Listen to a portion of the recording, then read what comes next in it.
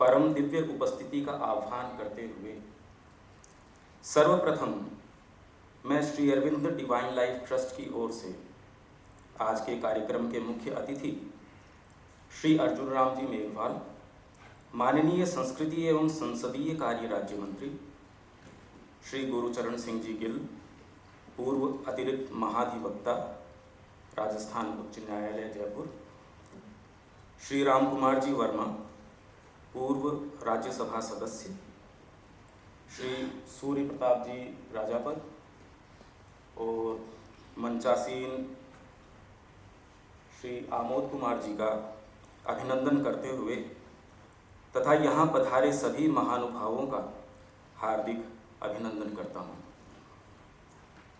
मित्रों, विश्व इतिहास में समय समय पर ऐसे क्षण आते हैं जो मानो अतीत के गौरव को प्रभावी रूप से हमारे समक्ष प्रकट करते हैं और भावी गतिक्रम को निर्णायक गति प्रदान करते हैं।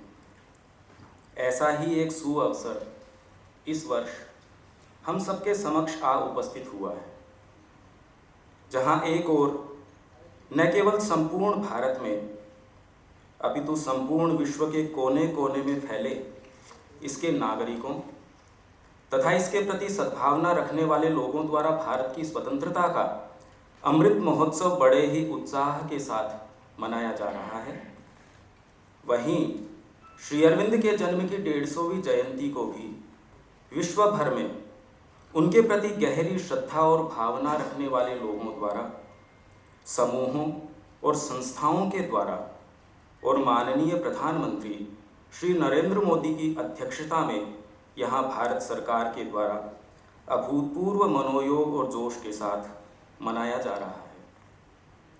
अतः यूँ तो यह दिन भारतीय स्वतंत्रता दिवस होने के कारण अपने आप में एक महान राष्ट्रीय महत्व तो रखता ही है, साथ ही श्री अरविंद के आगमन ने इस दिन को संपूर्ण मानव जाति के लिए एक परम आध्यात्मिक महत्व प्रदान कर दिया है। स्वयं श्री अरविंद के शब्दों में 15 अगस्त स्वाधीन भारत का जन्म दिवस है। यह दिन भारत के लिए पुराने युग की समाप्ति और नए युग का प्रारंभ सूचित करता है, परंतु इसका महत्व हमारे लिए ही नहीं अपितु एशिया और संपूर्ण संसार के लिए भी है, क्योंकि यह राष्ट्रमंडल में एक नई शक्ति के प्रवेश का सूचक है, जिसमें अवर्णनीय संभाव्य शक्तियां हैं और जिसे मानव जाति के राजनीतिक, सामाजिक, सांस्कृतिक एवं आध्यात्मिक भविष्य के निर्धारण में एक बड़ी भूमिका निभानी है।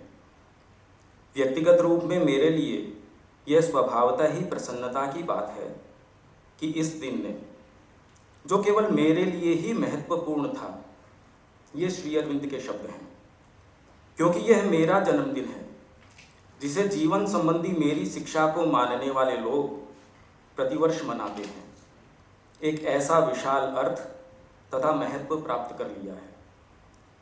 एक गुह्यवेत्ता के रूप में मैं अपने जन्मदिन को भारतीय स्वाधीनता दिवस के साथ इस प्रकार एक हो जाने को कोई दैव संयोग या आकस्मिक घटना नहीं मानता, अपितु यूँ मानता हूँ कि जिस कार्य को लेकर मैंने अपना जीवन आरंभ किया था, उसे मेरा पथ प्रदर्शन करने वाली भागवत शक्ति ने अपनी अनुमति दे दी है और उस पर अपनी मोहर भी लगा दी है।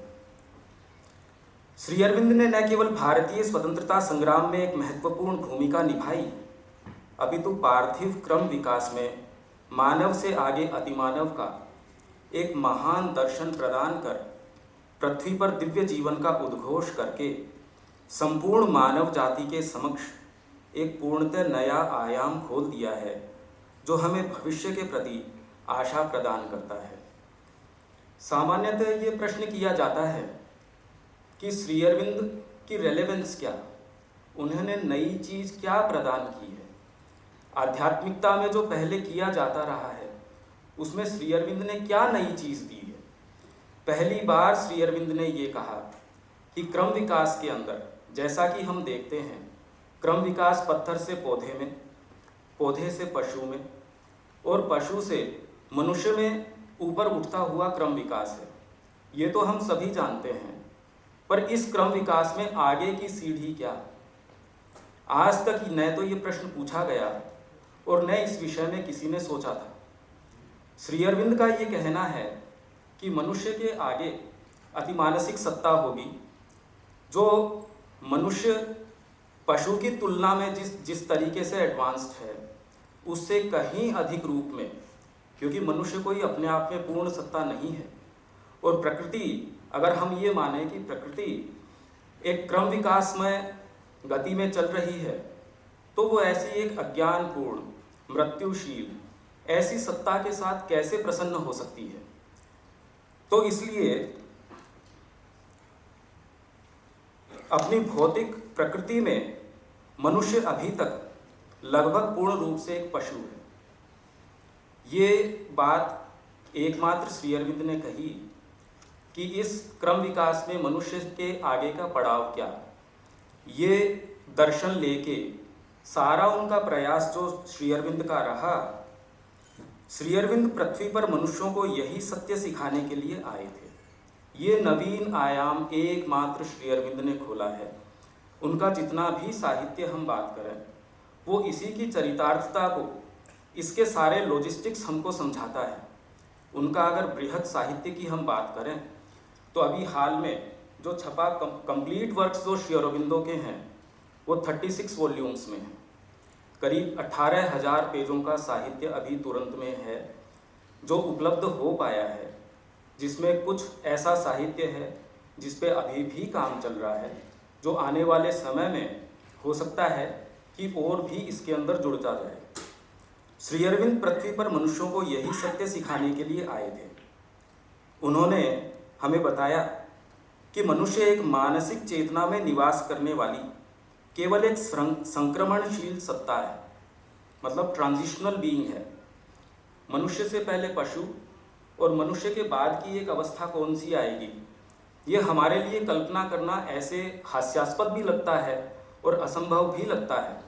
पर कल्पना कीजिए, पशु के स्तर पे जब उसको ये कहा जाता कि कोई मानसिक सत्ता धरती पे आएगी, अगर हम विज्ञान की बात भी माने तो अगर बंदर से या एप से ये मनुष्य आए, तो उस समय अगर पशुओं से ये कहा जाता कि मानसिक सत्ता आएगी, तो जैसे उसको ये हास्यास्पद और असंभव लगता, वैसे ही आज मनुष्य को ये असंभव लगता है कि इससे आगे का क्रम क्या।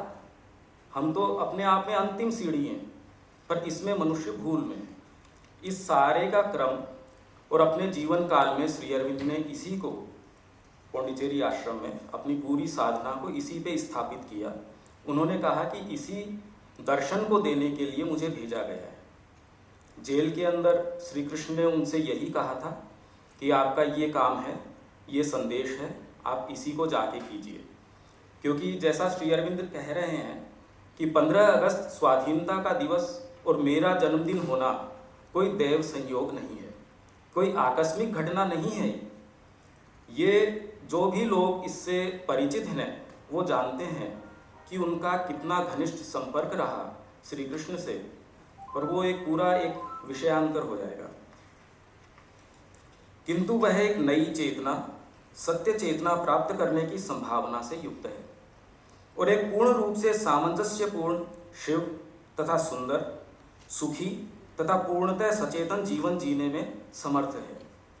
धरती पर अपने संपूर्ण जीवन काल में श्री अरविंद ने अपना पूरा समय अपने अंदर इस चेतना को, जिसे उन्होंने अतिमानस का नाम दिया, प्रतिष्ठित करने में, और जो लोग उनके इर्द गिर्द इकट्ठे थे उन्हें इसे अनुभूत करने में सहायता प्रदान करने में लगाया। श्री अरविंद के जन्म की सार्धशती के अवसर पर उनके प्रति एक विनीत श्रद्धांजलि के रूप में उनके संदेश को जन जन तक पहुंचाने के उद्देश्य से ही श्री अरविंद के पूर्ण योग में सिद्ध श्री चंद्र प्रकाश जी खेतान के अनुभवी हाथों द्वारा श्री मां व श्री अरविंद के समग्र साहित्य में से संचयन करने का भागीरथ कार्य किया गया है। अगर संपूर्ण साहित्य की बात करें तो श्री अरविंद का साहित्य 36 खंडों में है, 18,000 पेज हैं। श्री मां का साहित्य 18 खंडों में है।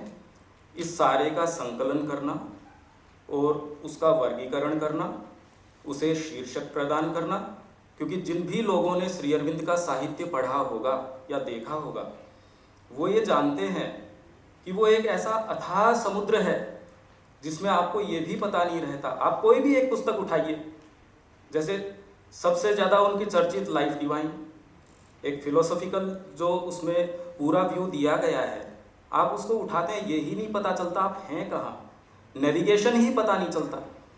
तो शीर्षक देने से उसको एक परिप्रेक्ष्य मिल जाता है, आप ये समझ पाते हैं कि इसका विषय क्या है। साथ ही इतना बृहद साहित्य है, उसमें आप चाहें कि इस समय आपको इस टॉपिक के ऊपर, इस विषय के ऊपर श्री अरविंद ने क्या कहा है, माँ ने क्या कहा है, उसको सुगम बनाने के लिए इसके अंदर पीछे एक इंडेक्स दी गई है। तो कम से कम भी 2-2.5 हज़ार एंट्रीज हैं इंडेक्स की, जो आपके लिए इसे एक रेडी रेकनर बना देती है, इसे सुगम बना देती है पूरे साहित्य को। हालांकि कंप्लीट जो वर्क्स हैं उनके अभी तक उसका रेफरेंस या इंडेक्स अभी तक आया नहीं, वो ऑनगोइंग प्रक्रिया है, और कब आएगा, कितना समय लगेगा, क्योंकि अपने आप में बहुत बड़ा कार्य है। तो ये जो सेट जिसका हम आज विमोचन करने वाले हैं, उसके अंदर पीछे आपको इंडेक्स भी मिलता है, जो जितनी भी एंट्री है, कोई भी मुख्य एंट्रीज, तो श्री अरविंद के अंदर प्रवेश को बहुत सुगम बना देता है ये। तो उनके प्रति श्रद्धांजलि इससे अच्छी हमें नहीं लगी कि उनके प्रति और क्या हम व्यक्त कर सकते हैं। इसका एक दूसरा कारण भी हमारे लिए रहा। उससे पहले मैं Shri Aurobindo Divine Life Trust क्या करता है, उसे करके हमने ये प्रयास क्यों किया, उसका कुछ शब्दों में मैं आपको जायजा देता हूँ। Shri Aurobindo Divine Life Trust Shri Maa व श्री अरविंद के राजस्थानी भक्तों के एक समूह के द्वारा गठित और पंजीकृत चैरिटेबल ट्रस्ट है झुंझुनू में, जो लगभग 4 दशकों से झुंझुनू में अनन्य रूप से श्री अरविंद व श्री माता जी के मनुष्य जाति के लिए दिव्य शरीर में दिव्य जीवन के दर्शन की प्रभावी चरितार्थता के लिए कार्यरत है। कि दिव्य शरीर होगा और दिव्य जीवन होगा, उसके लिए जो लाइट, जो दर्शन श्री अरविंद ने प्रदान किया है, अनन्य रूप से हम उसको कैसे एग्जीक्यूट कर सकते हैं, इस अभिप्सा को लेके वो संस्था कार्यरत है। उसके जो डिफरेंट एक्टिविटीज़ है जो हम करते हैं, उनमें एक है कि विभिन्न योग केंद्रों की स्थापना, हमारी अलग अलग स्थापना जो केंद्रों की स्थापनाएं हमने की हुई है। जयपुर में एक केंद्र है, बिसाऊ में है, हरिद्वार में है। इस तरीके से हमारी ब्रांचेज हैं जहां हम प्रयास कर रहे हैं कि जो भी इंडिविजुअल्स जुड़ना चाहें इस दर्शन से, वे इससे जुड़ सकते हैं और यहाँ इकट्ठे होके उसके लिए अभिप्सा कर सकते हैं। आध्यात्मिक और भौतिक रूप से भारत का पुनरुत्थान, भारत के पुनरुत्थान के लिए भी हम कार्यरत हैं, जिसके अंदर हमने शोध किया है और उस शोध को प्रकाशित किया है वैदिक युग, भारतीय संस्कृति और सनातन धर्म की महानता, जिसका इंग्लिश ट्रांसलेशन भी आज विमोचित होने वाला है, greatness of India and Sanatan धर्म। वो हमने शोध करके श्री अरविंद के सारे साहित्य में से उसे भी, क्योंकि ये एक ऐसा सुअवसर हमारे सामने आ प्रस्तुत हुआ है कि हमारा आज़ादी का अमृत महोत्सव और श्री अरविंद की 150वीं वर्षगांठ, ये एक अपूर्व संगम है। तो उसके ऊपर इससे अच्छी ट्रिब्यूट क्या हो सकती है, ये एक हमारा प्रयास रहा है। सर्वांगीण शिक्षा केंद्र, जिस शिक्षा को श्री अरविंद और माँ ने प्रतिपादित किया है, उसका नाम उन्होंने दिया है इंटीग्रल एजुकेशन।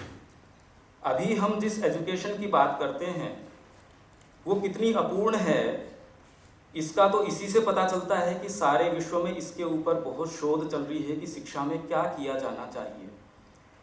क्योंकि हमारा जो मुख्य हिस्सा है, हमारी आत्मा, उसको दरकिनार कर दिया जाता है। अब आपका जो सच्चा हिस्सा है, अगर उसको इग्नोर कर दिया जाए, आप कभी भी कंफर्टेबल नहीं हो सकते, आप दूसरे का स्वांग भर के कभी प्रसन्न नहीं रह सकते। तो सर्वांगीण शिक्षा में कि व्यक्ति की जो आत्मा है, उसके हाथ में शरीर, मन, प्राण, ये उसके इंस्ट्रूमेंट्स हैं, ये दे दिया जाए, ये शिक्षा है।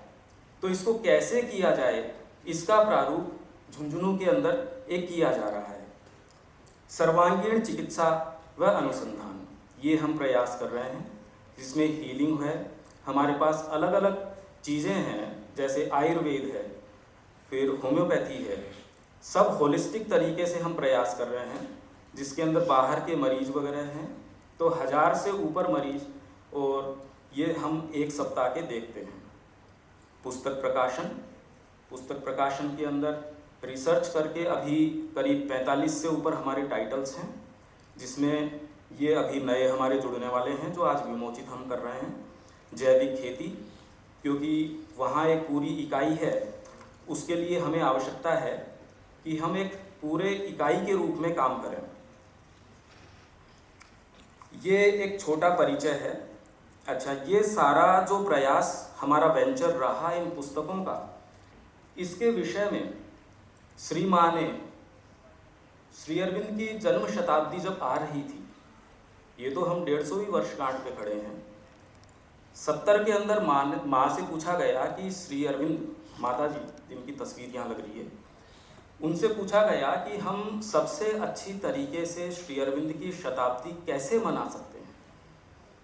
और वो ही चीज़ मैं आपसे शेयर करना चाहता हूँ, क्योंकि हम वहीं उसी पायदान पे, उसी मौके, उसी अवसर के ऊपर खड़े हैं। ठीक यही बात श्री माताजी ने 25 मई 1970 को अपनी वार्ता में कही थी। देश को उसकी समस्याओं से निकालने के लिए क्या करना चाहिए, और वही प्रश्न आज भी हमारे सामने है, क्योंकि देश के अंदर आर्थिक समस्याएं हैं, सामाजिक समस्याएं हैं, जो भी समस्याएं, आप किन्हीं की भी बात कीजिए। श्री अरविंद ने सभी समस्याओं का पूर्वाभास कर लिया था और उन्होंने समाधान दिया है। अभी हम उनकी शताब्दी के करीब पहुंच रहे हैं। यह पूर्व नियोजित प्रतीत होता है, मानो ऐसा है कि ये प्री डेस्टिन्ड है, ये पहले से ही नियोजित है। ये चीज़ मानो दैवीय रूप से पूर्व नियोजित, क्योंकि यह उनकी शिक्षा को, उनकी शिक्षा, व्यवहार संगत शिक्षा, श्री अरविंद ने जो शिक्षा दी है उसको हम, उसका प्रैक्टिकल निरूपण कैसे कर सकते हैं, उसका व्यावहारिक स्वरूप क्या है, ये ही प्रयास हम झुंझुनू में कर रहे हैं। यही प्रयास हमारे अन्य जितने भी केंद्र हैं कि व्यवहार संगत शिक्षा उनकी कैसे दी जाए। भारत के विषय में उनकी शिक्षा कि भारत को कैसे सुव्यवस्थित किया जाए, भारत का मिशन क्या है, पूरे देश में प्रसारित करने का एक अद्भुत सुअवसर होगा। इसी प्रयास को करने के लिए हम ये पुस्तकें लेके आए हैं। मुझे ऐसा लगता है कि जन्म शताब्दी को एक सुअवसर के रूप में लेते हुए उनके उपदेशों को पूरे देश में विस्तारित किया जा सकता है। तो ये ही अभीप्सा लेके मूलतः हमने ये प्रयास शुरू किया। ये तो कुछ संक्षेप में ये जो हमारी 3 पुस्तकें हैं, इंग्लिश में हैं। हम प्रयास कर रहे हैं कि कुछ समय में इनका हिंदी भी विमोचित किया जाए, हालांकि वो अपने आप में बड़ा काम होगा, क्योंकि ये पुस्तकें 1800 पेज हैं जिनका अनुवाद हम स्वयं कर रहे हैं, और समय से हिंदी के अंदर भी, क्योंकि देखिए एक बहुत बड़ा भाग भारत का ऐसा है जो अंग्रेजी अच्छे से नहीं समझता, और जिन्होंने भी श्री अरविंद को पढ़ा है वो उस भाषा की क्लिष्टता जानते हैं कि श्री अरविंद की भाषा, और फिर बाद में विचार, क्योंकि जिस योग की, जिस चरितार्थता की वो बात करते हैं, वो एक मनुष्य जाति के लिए बिल्कुल नया आयाम है। तो वो ये जानते ही नहीं, क्योंकि ट्रेडिशनल स्पिरिचुअलिटी एक भाषा में बात करती है। श्री अरविंद ने मानसिक तरीके से पहली बार, अन्य कहीं हमको इस भाषा के अंदर कोई दूसरा दर्शन, कोई दूसरी पद्धति देखने को नहीं मिलती। तो इसलिए पहले तो विषय इस तरीके का, भाषा इस तरीके की, पर ये हम प्रयास कर रहे हैं कि आने वाले वर्षों में हम हिंदी में भी इस सेट को लेके आएँ।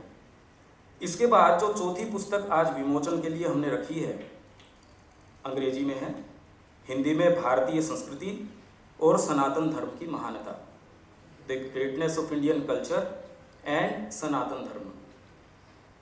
अब यदि हम बात करें महानता, अगर हम किसी से भी पूछे भारत महान क्यों, पहला प्रश्न हमारा ये कि ग्रेटनेस के मानक क्या होने चाहिए।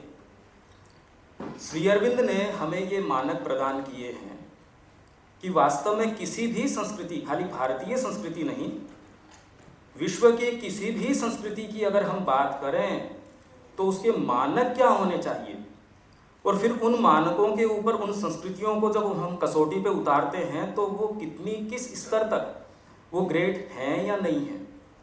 तो वो मानक बहुत सीधे सीधे 3 मानक उन्होंने हमें प्रदान किए हैं। एक मानक उनका ये कि मूलभूत भाव, किसी संस्कृति का मूलभूत भाव क्या है, क्या भाव लेके चली है। अगर हम यूनानी संस्कृति की बात करें, वो क्या मूल भाव लेके चली है। रोमन सभ्यता की बात करें, वो क्या लेके चली है। क्यों ये सभ्यताएं नहीं टिक पाई, इतनी अदम्य रूप से साहसी रही हैं, पर आज हमें खाली उनके अवशेष मिलते हैं। जबकि आज भारतीय संस्कृति न केवल अपने आप को रिवाइव कर रही है सारे प्रभावों से, पर आगे जा रही है। किसी भी राष्ट्र में कहीं भी हम देख सकते हैं कि भारतीय संस्कृति किस तरीके से प्रवेश कर रही है। तो पहला मानक किसी भी संस्कृति को कसौटी पे उतारने का ये होना चाहिए कि उसका मूल भाव क्या है। तो भारतीय संस्कृति का मूल भाव ये रहा कि आत्मा एक शाश्वत तत्व है और वो हमारी सत्ता का केंद्र है। इसी केंद्र को लेके हमने शिक्षा पद्धति हमारी शुरू करी। इसका एक छोटा उदाहरण मैं आपको देता हूँ, क्योंकि ये विचार बहुत मुश्किल है। आप अपने शरीर को केंद्र माने तो आप कितना भी शरीर को स्वस्थ रखें, पर अगर आप साइकोलॉजिकली ठीक नहीं हैं तो बताइए आप कितना प्रसन्न रह सकते हैं। अगर आप अपनी भावनाओं को आप सर्वोपरि माने, भावनात्मक पक्ष को आप अपना स्वयं मानते हैं, तो शरीर अगर आपका रुग्ण है तो वो पूरी प्रसन्नता में नहीं रह सकता। तो वैसे ही आप अपनी सत्ता के किसी भी भाग को अगर अपना स्वयं मानते हैं, जब तक आत्मा को अपना स्वयं आप नहीं मानते, तब तक ये सारे उसके उपकरण हो सकते हैं, अपने आप में केंद्र नहीं हो सकते। और जब तक आप अपना केंद्र एक गलत स्थान पे रखते हैं या जो सही नहीं है वहाँ रखते हैं, तब तक आपकी संस्कृति एक समय विशेष के लिए जीवित रह सकती है, उसके बाद में वो नहीं टिक सकती। तो केंद्र बिंदु इसका भारतीय संस्कृति का मूल भाव कि आत्मा हमारे केंद्र में एक शाश्वत तत्व है।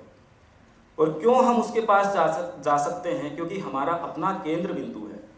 और क्योंकि हर एक का वो केंद्र बिंदु है, इसलिए हर एक का अपना एक अलग रास्ता है। आप अपने स्वयं के परिवार में आप और आपकी पत्नी, आपके बच्चे अलग अलग पथ को मान सकते हैं। आप अलग अलग गुरु को स्वीकार कर सकते हैं और किसी में कोई वैमनस्य नहीं होगा। आप ये बात किसी और धर्म में नहीं कर सकते, आप और किसी दूसरी संस्कृति में ऐसी बात नहीं कर सकते। क्यों है ये मूल भाव? क्योंकि आपके अंदर एक ऐसी विशिष्ट पुकार है, उसका एक अपना रास्ता है, उसका एक अपना तरीका है। तो अब अगर मेरे को वहाँ जाना हो तो आपके लिए सबसे शॉर्टेस्ट मार्ग क्या होगा? हर जने का अगर ये तय किया जाए, इसीलिए हमारे वर्ण, आश्रम, पुरुषार्थ, यह ट्रिपल क्वार्टेट, 4-4 के 3 विभाग, वर्ण, 4 वर्ण। अगर ये सीढ़ियाँ क्यों बनाएंगे आपको चलना होगा, ऊपर जाना होगा तो सीढ़ियाँ बनाएंगे। अन्य किसी संस्कृति में कभी आपने सुना है कि कोई वर्ण, आश्रम, पेशे हैं, अलग अलग उनके कार्य हैं, पर भारत में वर्ण है और हम उसको पेशे से कंफ्यूज कर बैठते हैं और वो एक बड़ी समस्या का कारण रहा है। जबकि हम गीता में देखें, उपनिषदों में देखें, कहीं भी वर्ण और पेशा ये बिल्कुल अलग अलग है। इसको कभी कंफ्यूज नहीं किया गया, ये बहुत अच्छे से जानते हैं उस चीज़ को। 4 सीढ़ियाँ बना दी गई वर्ण की, 4 सीढ़ियाँ बना दी गई आपके आश्रम की, पुरुषार्थ, काम, अर्थ, धर्म, मोक्ष। आप सीढ़ी कब बनाएंगे? जब आपको चढ़ना होगा, आपको जाना होगा, कोई गंतव्य होगा तो सीढ़ी बनाएंगे। इन चारों विभागों को आप गुणा कीजिए, 4 आपके धर्म, 4 आपके आश्रम, 4-4 16 को फिर 4 से गुणा कीजिए तो आपके इतने विभाग हो गए। इसके अंदर भी आप तामसिक हैं, राजसिक हैं या सात्विक है, फिर 3 से गुणा कर दीजिए। इतने विभाग हर मनुष्य के हिसाब से गुरु आपको ये बताएगा। आप रामायण में पढ़ेंगे, महाभारत में पढ़ेंगे, आप किस वर्ण से हैं तो आपका गुरुकुल ये है, आपका लाइन ऑफ एडवांस ये है, आपको इस तरीके से चलना है। सबको एक जैसी शिक्षा नहीं है। तो हम कहते हैं कि शूद्र ऐसा, वो बहुत कन्फ्यूजन का कारण रहा है, क्योंकि शूद्र वर्ण की बात चल रही है। शूद्र इसके अंदर कोई हम पेशे की बात नहीं कर रहे। अगर हम लक्ष्मण जी की बात करें वो अपने जन्म से क्षत्रिय हैं, पर अगर वर्ण की बात करें वो कहते हैं मेरे तो सेवा भाव है। तो कितनी बड़ी बात है अगर हम इसको इस तरीके से कोरिलेट करके देखें। ये सारी चीजें, ये सारा रहस्य एकमात्र श्री अरविंद लेके आए हैं। अगर हमको इससे कनेक्ट करना है हमारे मूल से, यदि हम अपनी संस्कृति को नहीं पहचानते, अगर हमको परोसा जा रहा है बाहर वालों से, पाश्चात्य लोग अगर आपको अपनी संस्कृति बताएंगे तो कभी आप सिर उठा के नहीं रह सकते। अगर आपका अपनी संस्कृति के ऊपर फेथ न होगा, अगर आप गर्व के साथ नहीं कह सकते, आप कहेंगे हम भारतीय हैं, पर आपकी महत्ता तो दूसरे परोस रहे हैं हम, तो अब बताइए किस चीज़ पे गर्व करें। नासा ने ये कह दिया कि संस्कृत एक ऐसी भाषा है, क्योंकि नासा हमको ये परोसेगा तो संस्कृत अच्छी भाषा है। अब बताइए कितनी हमारी दरिद्रता है। तो पहला मानक हमारा ये हुआ मूल भाव संस्कृति का। दूसरा मानक हमारा क्या हुआ संस्कृति को लेके, कि उसकी महानतम उपलब्धियां क्या हैं। आपका मूल भाव बहुत ऊंचा हो सकता है, उपलब्धि आपकी कुछ नहीं है उसके अंदर, तो आपको ग्रेट नहीं माना जा सकता। अब हम उपलब्धियों की बात करें अगर भारतीय संस्कृति की, तो इसको तो एलेबोरेट करने की आवश्यकता नहीं है। आप एक फील्ड की बात कीजिए जिसके अंदर सुप्रीम इसके अचीवमेंट्स है भारतीय संस्कृति के। आप एक कोई भी चिंतन के स्तर की बात कीजिए, कितनी विद्याएं, कितने शास्त्र हैं चिंतन के स्तर पे। आध्यात्मिक क्षेत्र की बात कीजिए, कितनी कितनी चीजें हैं। आप कर्म की बात कीजिए, घोड़ों का रख रखाव कैसे करना है, संगीत शास्त्र कैसे आपका है, आपका खगोल विज्ञान कैसा है। एक एक चीज इस तरीके की है जिसका कोई सानी नहीं है। तो इसलिए उसकी उपलब्धियां जो है वो बेजोड़ रही हैं। ये मंच इसके लिए नहीं है खैर इसको एलेबोरेट किया जाए, पर हम इससे रिलेट कर सकते हैं, हम जानते हैं इसको। जयपुर में ही आप जंतर मंतर देखेंगे, आप इस चीज़ की कहीं दूसरी जगह कल्पना नहीं कर सकते। यहाँ हम बावड़ियों का स्ट्रक्चर देखते हैं, महलों का स्ट्रक्चर देखते हैं, पर ये तो भौतिक चीज़ें हैं जो काल के कारण रह पाई, पर विचार तो व्यक्ति के साथ चला गया या कितना रह पाया। जितना प्रकाशन में है उतना भर भी हम कहाँ देख पा रहे हैं। उसके अलावा जो विद्याएं चली गई और जिसका अभी हमको पता भी नहीं है, वो तो हम जानते ही नहीं। इसके बाद तीसरा इसके अंदर समयानुकूल परिवर्तन। अब उपलब्धियां आपकी बड़ी विराट रही, पर आपको कोई शौक लगा, कोई ऐसा परिवर्तन आया समय के अंदर और आप वहीं धराशायी हो जाते हैं। ये भी जैसे अन्य संस्कृतियों के साथ हुआ, समय के साथ सभी चली गई। आज केवल हमको इतिहास उनकी महानता का मिलता है, संस्कृतियां नहीं दिखती। वहीं भारतीय संस्कृति फिर ऊर्जान्वित होकर वापस उठ रही है। उसके कितने रूप, कितनी चीज़ें, और श्री अरविंद की वाणी मिलने के बाद में तो वापस वो तो पुनर्जीवित हो उठी है। आज कितनी कितनी चीज़ें हम देख रहे हैं। मैं नहीं जानता कि आप कितना पढ़ते हैं या कितना इस विषय में देखते हैं, पर आप अगर गंभीरता से देखें तो हमको समय में एक परिवर्तन नज़र आता है। जब पहले हमारे वेदों को, उपनिषदों को पोंगापंथी कहा जाता था, आज शोध के विषय हैं ये, तो इसका मतलब रिवाइव कर रही है वो चीज़ें। हम उससे दूर हट रहे हैं का क्या मतलब है। इसलिए ये सारा प्रयास इसके अंदर किया गया है। तो समयानुकूल परिवर्तन की अगर हम बात करें, वैदिक काल जिसका रूप अलग था, उपनिषदों का काल अपने समय में अलग आया। उसके बाद में अगर हम पूरा का पूरा देखें तो जिसको हम इंट्यूशन कहते हैं, उससे के लेके धीरे धीरे धीरे धीरे मानसिक स्तर के ऊपर आया। और इसके अंदर जो इस युग के प्रणेता हैं, जो टॉर्च बेयरर हैं इसके, वो हैं श्री अरविंद, जिन्होंने एक नया आयाम, अगर डिवाइन लाइफ को इसके साथ न जोड़ा जाए तो ये संस्कृति की जो आवाज़ है वो अपनी परिणति तक नहीं पहुंचती।